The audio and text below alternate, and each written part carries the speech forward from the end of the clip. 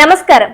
Welcome to YNC talk time. Recent గా Ramayanam teaser అయితే release అయింది. ఈ రామాయణం టీజర్ గురించి మనతో చర్చించేందుకు ప్రముఖ సీనియర్ జర్నలిస్ట్ అలాగే ఫిల్మ్ అనలిస్ట్ సూర్య అఖండి గారు అయితే మనతో ఉన్నారు. వారిని అడిగి మరిన్ని విషయాలు తెలుసుకుందాం. నమస్తే సార్.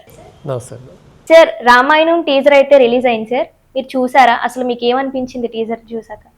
చూశానమ్మా. అంటే ఇది ఇప్పటివరకు చాలా రామాయణాలు వచ్చాయి మనకి. అంటే ఒకప్పుడు 80s దశకంలో చూసుకుంటే కనుక రామానంద్ సాగర్ గారు తీసినటువంటి రామాయణం అయితే చాలా వరకు ప్రజలు చూశారు. అంటే ఇప్పుడు ఉన్నటువంటి జెన్జీ కిడ్స్కి తెలియపోవచ్చు కానీ, మిలీనియం కిడ్స్కి తెలియపోవచ్చు కానీ, బట్ అంతకు ముందు ఉన్నటువంటి జనరేషన్ అంతా కూడా చూస్తూ పెరిగారు. రామాయణం తర్వాత మహాభారతం అంటే అథెంటికేటెడ్గా వాళ్ళైతే తీయడం అయితే జరిగింది. బట్ ఆ తర్వాత చాలా రామాయణాలు వచ్చాయి. అటు టీవీ సీరియల్స్గా వచ్చాయి. ప్రభాస్ నటించినటువంటి ఆదిపురుష్ కూడా రామాయణంలో ఒక మొక్కనైతే తీసుకుని అయితే చేశారు. అది కూడా చూశారు జనము. బట్ తర్వాత ఇప్పుడు రణబీర్ కపూర్ నటిస్తున్నటువంటి ఈ రామాయణం వస్తుంది. సో ఇది రిలీజ్ అయిన తర్వాత ఎన్ని రికార్డులు సృష్టిస్తుంది, లేకపోతే మిగతా అదే ముందు ఆదిపురుష్ లాగా ఇది కూడా ఏమైనా పేలవంగా మారిపోతుంది అనే విషయాలు తెలియాలంటే కనుక ముందు సినిమా రిలీజ్ అవ్వాలి. ఈ సినిమాకు బడ్జెట్ ఎంత అయి ఉంటుంది సార్? భారీ బడ్జెట్ అయితే పెట్టారనే వార్తలు అయితే వినిపిస్తున్నాయి. ఇంత భారీ బడ్జెట్ పెట్టి ఈ సినిమా తీయడానికి గల కారణాలు ఏంటి సార్? అంటే సుమారుగా ఈ సినిమా గురించి ఒక 4,000 కోట్ల రూపాయలు బడ్జెట్ పెట్టారని అయితే అంటున్నారు. కాకపోతే ఇంత పెట్టడానికి కారణం ఎవరు అంటే మన దర్శక దిగ్గజం రాజమౌళి అని ఖచ్చితంగా మనమైతే చెప్పాల్సి ఉంటుంది. ఎందుకంటే బాలీవుడ్లో అతను చేసినటువంటి విధ్వంసం ఇప్పటిదాకా నాకు తెలిసి ఏ తెలుగు డైరెక్టర్ చేయలేపారు. ఎందుకంటే అంతకుముందు రామ్ గోపాల్ వర్మ గారు శివతో ఎంట్రీ ఇచ్చాడు, తర్వాత సత్య తీశాడు. బట్ అయినా కూడా ఎక్కువ ప్రభావం అతను చూపించలేకపోయాడు. బట్ తన కోవలో తనైతే చేసుకుని వెళ్ళిపోయాడు సినిమాలు. ఆ తర్వాత వచ్చినటువంటి మణిరత్నం కూడా కొన్ని సినిమాలు చేశారు కానీ అవి కూడా కొంతవరకే వెళ్ళాయి తప్ప ఎక్కువగా అతను మిగతా ఉన్నటువంటి కాంత్రేయాన్ని కానీ మిగతా వాళ్ళని కానీ డిస్టర్బ్ చేయలేకపోయాడు. వాళ్ళతోటి మళ్ళీ కలిసి పనిచేయాల్సినటువంటి పరిస్థితులు వచ్చాయి. కాకపోతే రాజమౌళి మాత్రం ఆ పని చేయలేదు. మొత్తం బాలీవుడ్ కోటలు ఖచ్చితంగా ఒక బాహుబలిలాగైతే బదలుకొట్టాడు. ఫస్ట్ పార్ట్కి రాజమౌళియే తెలుసు, ప్రభాస్ గురించి తెలియదు. ఫస్ట్ పార్ట్ రిలీజ్ అయిన తర్వాత సెకండ్ పార్ట్కి ప్రభాస్ అనేటటువంటి వ్యక్తి కాన్లన్నింటినీ కమ్మేసేటటువంటి ఒక స్టార్గా అయితే తయారైపోయాడు. సో ఈ స్టార్డమ్ని వాళ్ళు ఇంకా జీర్ణించుకోలేనటువంటి మూమెంట్లో అల్లు అర్జున్ యొక్క పుష్ప రూపంలో ఇంకో బాంబు పడింది. సరే ఈ రెండు ఉన్నాయి అనుకునేటటువంటి టైంలో త్రిబులర్ రూపంలో మళ్ళా రాజమౌళి ఇంకొక దెబ్బ కొట్టాడు. సో ఎన్టీఆర్, రామ్ చరణ్ లాంటి ఒక ఇద్దరు మళ్ళీ వచ్చారు. సో వీళ్ళందరినీ తట్టుకుని నిలబడాలి అంటే అటు హృతిక్ రోషన్ వల్ల అవ్వటం లేదు, అంటే కపూర్ ఫ్యామిలీ దిగాల్సి వస్తుంది. సో రోషన్ వల్ల అవ్వలేదు, ఖాన్స్ వల్ల అవ్వలేదు. బట్ ఈ కపూర్లు ఉంటారా, వీళ్ళు కూడా పలాడిని చెత్తగిస్తారా అనేటటువంటి దశలో వాళ్ళకి ఏం చేయాలో తెలియక రామాయణం అనేటటువంటి సబ్జెక్ట్ని అయితే తీసుకున్నారు. దీనికి ఇంకా కొన్ని కారణాలు కూడా ఉన్నాయి. అంటే బాలీవుడ్ యొక్క చరిత్ర ముందు చూసుకుంటే ఒక డాన్లు వీళ్ళందరూ ఎవరైతే గ్యాంగ్స్టర్స్ ఉంటారో వీళ్ళే ప్రధానమైనటువంటి పాత్రధారులుగా చాలా సినిమాలు, అంటే బాలీవుడ్లో ఉన్నటువంటి 90 దశకంలో ఉన్న సినిమాలన్నీ కూడా ఆ పాత్రలతోటే వచ్చేవి. ఆ తర్వాత అక్బరు, బాబరు, జహంగీరు, షహన్షా, సో వీళ్ళకి సంబంధించినటువంటి ఇలాంటి పాత్రలతోటి ఇలాంటి పేర్లతోటి ఉన్నటువంటి సినిమాలే ఎక్కువగా వచ్చేవి. సో దీన్ని ఎక్కించిన తర్వాత ఒకసారి బాహుబలి వచ్చిన తర్వాత ఏమైందంటే ఒక విధంగా బయట రాజకీయ పరిస్థితులు అవ్వచ్చు, దేశంలో ఉన్నటువంటి పరిస్థితులు అవ్వచ్చు, బీజేపీ వచ్చిన తర్వాత ఏమైందంటే కొద్దిగా హిందుత్వ భావజాలం అనేటటువంటిది ఎక్కువగా అయ్యింది.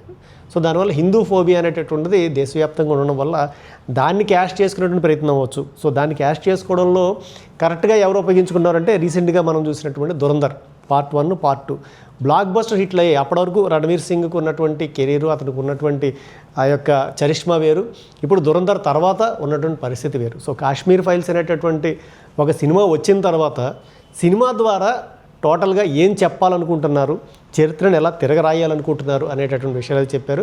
కాశ్మీర్ ఫైల్స్ తర్వాత ఈ మధ్యన వచ్చినటువంటి కేరళకు సంబంధించినటువంటి కేరళ ఫైల్స్ అవ్వచ్చు, మిగతా అవ్వచ్చు, ఇవన్నీ కూడా ఒక్కొక్కటి ఒక్కొక్క బాంబుషెల్లా పడడం వల్ల బాలీవుడ్ అతలాకుతలం అయిపోతుంది. కాబట్టి ఈ డ్యామేజ్ని కంట్రోల్ చేసుకోవడానికి ప్రస్తుతం రామాయణం అనేటటువంటి ముసుగుని అడ్డు పెట్టుకున్నారు అని మనం అయితే అనుకోవచ్చు.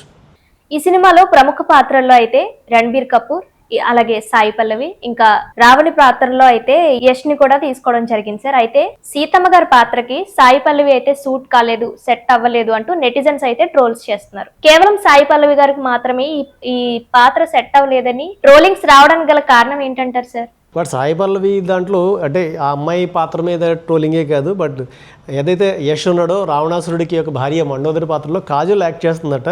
బట్ కాజల్ లాంటి వైఫ్ ఉండగా అసలు సాయి పల్లవిని ఎత్తుకెళ్లాల్సిన అవసరం ఏముంది అనేటటువంటి ట్రోలింగ్ కూడా జరుగుతూ ఉంది ప్రస్తుతానికి. అంటే సాయి పల్లవికి సంబంధించి చూసుకుంటే ఒక ఛానల్కి సంబంధించినటువంటి ఒక ఇంటర్వ్యూలో ఆవిడ ఒక అంటే నక్సలిజానికి సంబంధించినటువంటి భావజాలం ఉన్నటువంటి ఒక సినిమా ఉంది. ఆ సినిమాలో ఆ అమ్మాయి ఒక మెయిన్ లీడ్. మెయిన్ లీడ్గా ఉన్నప్పుడు ఒక ఛానల్ ఇంటర్వ్యూలో మాట్లాడుతున్నప్పుడు ఆవిడ ఏం చెప్పిందంటే హింసాత్మకమైనటువంటి సినిమాలోనే అమ్మాయి యాక్ట్ చేస్తుంది. బట్ హింస అనేటటువంటిది నాకు నచ్చదు, నాకు ఎప్పుడు అహింస దాంట్లోనే ఉంటాను. బట్ నేను కూడా డాక్టర్గా ఉన్నాను కాబట్టి ఒక ప్రాణం యొక్క విలువ నాకు తెలుసు. ఒకళ్ళు పాకిస్తాన్కి సంబంధించినటువంటి సైనికులు కనుక భారతదేశం వైపు ఉన్న వాళ్ళని చూస్తే భారతీయులనే ఉన్నటువంటి వాళ్ళని ఎవరైతే ఉన్నారో ఆ సైనికులు టెర్రరిస్టులుగా కనబడతారు. ఇటు భారతదేశంలో ఉన్నటువంటి వాళ్ళకి పాకిస్తాన్లో ఉన్నటువంటి వాళ్ళు టెర్రరిస్టులుగా కనబడతారు. ఎవరైతే గోరక్షకులు ఎవరైతే ఉన్నారో వీళ్ళు కూడా ముస్లిం ఎవడైనా తీసుకెళ్తుంటే కనుక ఆపేసి అతని మీద దాడి చేసి చంపేస్తున్నారు. అలా ప్రాణాలు తీయడం అనేటటువంటిది ఎంతవరకు కరెక్టు? సో ఇలాంటి భావజాలం ఉండకూడదు, అహింసా మార్గాన్ని వెళ్ళాలి అనేటటువంటి ఒక సందేశాన్ని ఇవ్వడం అయితే జరిగింది. దాంతో మిగతా హిందుత్వవాదులందరికీ కూడా కోపం వచ్చింది. ఏంటంటే అమాయకమైనటువంటి హిందువులు అంటే సైనికులైతే అనుకోవచ్చు, బట్ ఆ హిందువులు ఎవరైతే ఉన్నారో టూరిస్టుల మీద దాడి చేస్తున్నారు. పెహల్గామ్ ఆల్రెడీ మనం చూసాము. అంతేకాకుండా అమర్నాథ్ యాత్రికుల మీద దాడి చేస్తూ ఉంటారు. వైష్ణోదేవి ఆలయానికి వెళ్తే అక్కడ దాడి చేస్తూ ఉంటారు. ప్రతి నగరం నడిబొడ్డులో బాంబులు పెట్టి పేలుస్తూ ఉంటారు. బట్ ఇవన్నీ చేసినటువంటిది సామాన్యులనే చంపారు. బట్ అక్కడ వాళ్ళకి మీరు అహింస సూత్రాలు చెప్పట్లేదు కానీ బట్ ఇటువైపు వచ్చినటువంటి వాళ్ళకి అహింస సూత్రాలు చెప్తున్నారు. అంతేకాకుండా పాకిస్తాన్ ఆర్మీకి మన యొక్క ఆర్మీ ఎవరైతే ఉన్నారో వాళ్ళు శత్రువులుగా కనిపిస్తున్నారు అనేటటువంటి దారుణమైనటువంటి వ్యాఖ్యలు చేయడం కరెక్ట్ కాదని సాయి పల్లవి మీద అయితే ఆ టైంలో మండిపడ్డారు. బట్ అదే ఇప్పటికీ కూడా క్యారీ ఫార్వర్డ్ అవుతుంది. వీళ్ళు ఏమనుకున్నారంటే బాలీవుడ్లో సౌత్ ఇండియాలో ఫేమ్ ఉన్నటువంటి నటులు తీసుకొస్తే మార్కెట్ బాగుంటుంది. అంటే ఒకవైపు యష్ ఉన్నాడు, సాయి పల్లవికి అటు తమిళ్లో కానీ ఇటు మలయాళంలో కానీ తెలుగులో కూడా మార్కెట్ ఉంది కాబట్టి ఆ అమ్మాయిని అయితే తీసుకోవడం జరిగింది. అంటే సినిమా అంటే యాక్చువల్గా ఒక కమర్షియల్ ఫార్మేట్లో ఉంటుంది. సో ఇది టోటల్గా పాన్ ఇండియా మూవీ కాబట్టి అందరు ఆర్టిస్టులను పెట్టి వాళ్ళు ఏదో చేద్దాం అనుకున్నారు. కాకపోతే మిగతా అన్నీ బాగానే సెట్ అయ్యాయి. బట్ సాయి పల్లవి దగ్గరికి వచ్చేటప్పటికి ఈ ట్రోలింగ్ అది కూడా తెలుగు రాష్ట్రాల్లో బాగా ఎక్కువగా ఉంది. అంటే మిగతా నార్త్ సైడ్ వాళ్ళకి పెద్దగా తెలియపోవచ్చు, ఎందుకంటే ఆ ఇంటర్వ్యూ తెలుగులో ఉంది కాబట్టి. బట్ ఇక్కడైతే ఆ ట్రోలింగ్కి అసలు కారణం అయితే ఇది. పురాణాలని సినిమాలుగా చిత్రీకరించడం పట్ల డైరెక్టర్లు అయితే కొంత లిబర్టీని తీసుకుంటున్నారు సార్. ఈ లిబర్టీ అనేది ఎంతవరకు కరెక్ట్ అంటారు? దీన్ని ప్రజలు స్వీకరిస్తారంటారా? అంటే ఈ పురాణాలకు సంబంధించి లిబర్టీ తీసుకోవడం అంటే ఇప్పుడు వాల్మీకి వ్యాసుడు అంటే వాల్మీకి రామాయణం రాశారు, వ్యాసుడు భారతాన్ని రాశాడు. బట్ దీన్ని మళ్ళీ తిరిగి తెలుగులో రాసినప్పుడు నన్నయ్య తిక్కన్న ఎర్రన్న కవిత్రయం అంటారు. అప్పటివరకు తెలుగులో లేదు. సో మన పక్కనే రాజమహేంద్రవరం ఉంది. సో ఆ రాజమహేంద్రవరాన్ని పరిపాలిస్తున్నటువంటి రాజరాజ నరేంద్రుడి యొక్క నేతృత్వంలో వీళ్ళందరూ కూడా రాయడం అయితే జరిగింది. సో ఆ టైంకి ఆ కవులు ఎంత బాగా వర్ణించగలుగుతారో దాన్ని బట్టి ఆ వర్ణన రాయడం జరిగింది. సో మనకి చాగంటి కోటేశ్వరరావు గారు అవ్వచ్చు, గరికపాటి నరసింహరావు గారు అవ్వచ్చు, వీళ్ళు కూడా వాళ్ళ యొక్క కోణంలో రామాయణాన్ని కానీ మహాభారతాన్ని కానీ చెప్పే ప్రయత్నం చేస్తుంటారు. అది పెట్టకథల రూపంలో అవ్వచ్చు, ఇంకోటి అవ్వచ్చు. సో అంటే ఎవరి వ్యక్తీకరణ వాళ్ళది. మనం ఒకవేళ సినిమాల ప్రకారం చూసుకుంటే కనుక మాయాబజార్ అనేటటువంటి ఒక సినిమా వచ్చింది. ఆ సినిమాలో శ్రీకృష్ణుడు ఉంటాడు, అర్జునుడు ఉంటాడు, అభిమన్యుడు ఉంటాడు, భీముడు ఉంటాడు, ఘటోద్గచుడు అసలు మెయిన్ పాత్ర, వీళ్ళందరూ ఉంటారు. ఈ పాత్రలన్నింటినీ కూడా వీళ్ళు ఎక్కడి నుంచి తీసుకొచ్చారు? మహాభారతంలోంచే తీసుకొచ్చారు. కాకపోతే ఆ పాత్రలతోటి నడిపించినటువంటి కథనంలో కూడా ఎక్కడ ఎవరి మనోభావాలు దెబ్బతినేటటువంటి కథాంశం కానీ డైలాగులు కానీ ఏమీ లేవు. ఒక ఆద్యంతం ఒక హృదయంగా ఆహ్లాదంగా వెళ్ళిపోతుంది. కాబట్టి దాని మీద ఇప్పటివరకు అది గిన్నిస్ బుక్ వరల్డ్ రికార్డులోకి ఎక్కింది. ఎందుకంటే దాదాపు 72 సీన్లతో ఉన్నటువంటి ఒక మంచి సినిమా స్క్రిప్టెడ్ ఇది, అది అందువల్ల గిన్నిస్ బుక్లో కూడా ఎక్కింది. సో దాని మీద ఇప్పటిదాకా ఏం లేదు, పదే చూస్తున్నారు. కాకపోతే ఆదిపురుష్ అనేటువంటి సినిమాని మనం తీసుకుందాం. బట్ అందులో రావణాసురుడికి మనం పురాణాల ప్రకారం చూసుకున్నటువంటి ఆ ఐడియాలజీ వేరు. ప్రతి సంస్కృతికి కూడా ఒక కిరీటం అంటే ఎలా ఉంటుంది, మనిషి అంటే ఎలా ఉంటాడు. అంటే కృష్ణుడు అంటే మనము ఎన్టీ రామారావు గారిని ఊహించుకుంటాం. బట్ అదే ఏ చైనా వాడు వచ్చి కృష్ణుడు అంటే వాడు ఏ జాకీ చాన్ బ్రూస్లీని ఊహించుకుంటాడు. సో వాడి ఐడియాలజీలో వాడికి అలా ఉంది. ఇప్పుడు నార్త్ సైడ్కి వచ్చేటప్పటికి మేబీ నెక్స్ట్ రాముడు అంటే రణబీర్ కపూర్లా ఉంటాడేమో అనేటటువంటిది కూడా రావచ్చు. బట్ ఆ వ్యక్తీకరణని వాళ్ళ యొక్క సంస్కృతి మూలాలు ఎలాగున్నాయో అలాగే చూపిస్తూ వచ్చే నష్టం ఏం లేదు. కానీ బట్ దాన్ని మార్చి ఇంకోలాగేదో అంటే ఆఫ్రికన్కి సంబంధించినటువంటి సివిలైజేషన్ మనుషుల్లాగో లేదా ప్లానెట్ ఆఫ్ ది ఏప్స్లో ఉన్న కోతుల్లాగో అంటే ఆంజనేయ స్వామిని మనం భక్తిభావంతో చూస్తాం. బట్ ఇలా మార్చేటప్పటికి ఖచ్చితంగా మనోభావాలు దెబ్బతినేటువంటి పరిస్థితి ఉంది. కాబట్టి సినిమాటిక్ లిబర్టీ అనేటువంటి పదం చెప్పడానికి బాగుంటుంది, కానీ అది వాడేటప్పుడు తీసుకునేటప్పుడు జాగ్రత్తలు తీసుకోకపోతే కనుక, ఎందుకంటే మీరు ఎవరికి చూపిస్తున్నారు? మళ్ళీ ఆ యొక్క పురాణాలు తీసుకొచ్చి హిందువులకే చూపిస్తున్నారు.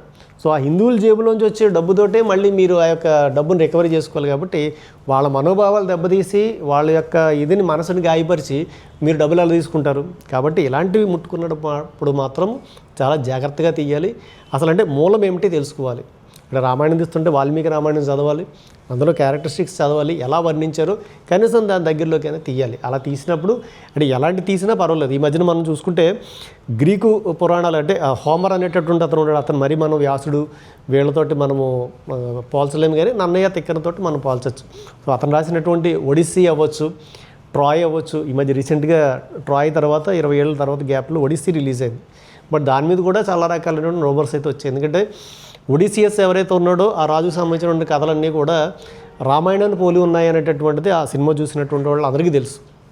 అంటే లాస్ట్లో విల్లు ఎక్కి పెట్టడము, బాణం సంధించడము, మొత్తం 7 గొడ్డళ్ళ వరుసలో నుంచి ఆ బాణం వేయడము, ఆ నార ఎక్కించడం, అంతా కూడా ఇంచుమించు రామాయణంలో ఏదైతే రాముడు విల్లు విరిచాడో స్వయంవరంలో ఇంచుమించు దానికి దగ్గరగా ఉంటాయి. సో ఇలాగా పురాణాలకు సంబంధించినటువంటి తీసుకునేటప్పుడు మాత్రం జాగ్రత్తలు తీసుకుంటే ఎక్కడ ప్రాబ్లం ఉండవు. ఎందుకంటే ఆ పురాణాలని మన సంస్కృతిలో భాగంగా మనం భావిస్తున్నాం కాబట్టి అవి తీసేటప్పుడు జాగ్రత్త తీసుకుంటే పర్లేదు. కానీ ఇష్టం వచ్చినట్టుగా సినిమాటిక్ లిబర్టీ ఉంది, డబ్బులు మనం పెడుతున్నాం కాబట్టి మన ఇష్టం వచ్చింది తీస్తే చూస్తారు అనుకుంటే మాత్రం అలా చూసే రోజులైతే ఇప్పుడు పోయాయి. ఈ రామాయణ మూవీ భారతీయ మూవీ చరిత్రలో అయితే ఎటువంటి ఇంపాక్ట్ చూపిస్తుందో మనం వేచి చూడాల్సిందే. ఇది ఇవాల్టి వైఎన్సీ టాక్స్. మరొక అంశంతో మరొక టాపిక్ తో మళ్ళీ కలుద్దాం. Until then, this is Aishwarya signing off.